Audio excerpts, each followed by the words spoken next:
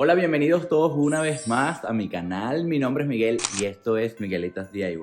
¿Quieres decorar esta Navidad de lujo pero quieres gastar muy poco dinero? Entonces este video es para ti.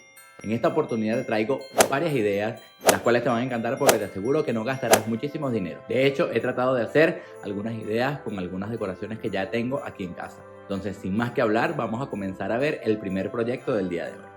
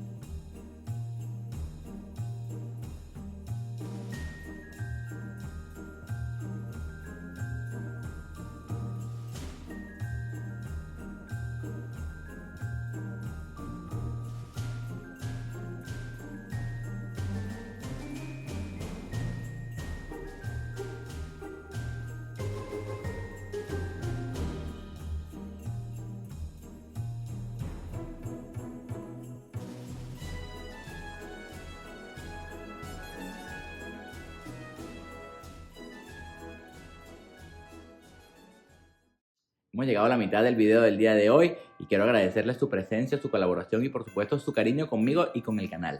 Pero antes de continuar me gustaría invitarte a que te suscribas y que actives la campanita de notificaciones para que cada vez que yo suba un video, tú seas una de las primeras personas en verlo. También quisiera saber cuál de los dos primeros proyectos ha sido tu favorito del día de hoy y por supuesto me dejes alguna sugerencia para mis próximos videos.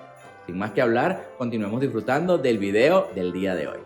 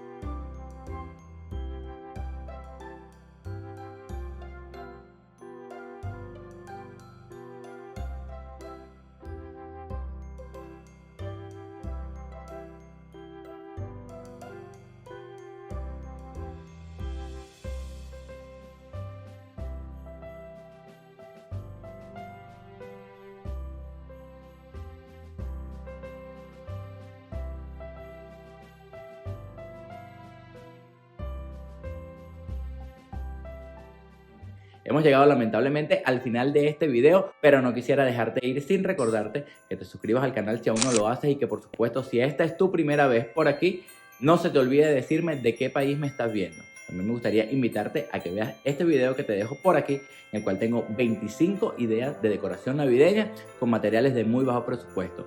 Muchísimas gracias por estar aquí, espero verlos en una próxima oportunidad, se me cuidan mucho, hasta la próxima.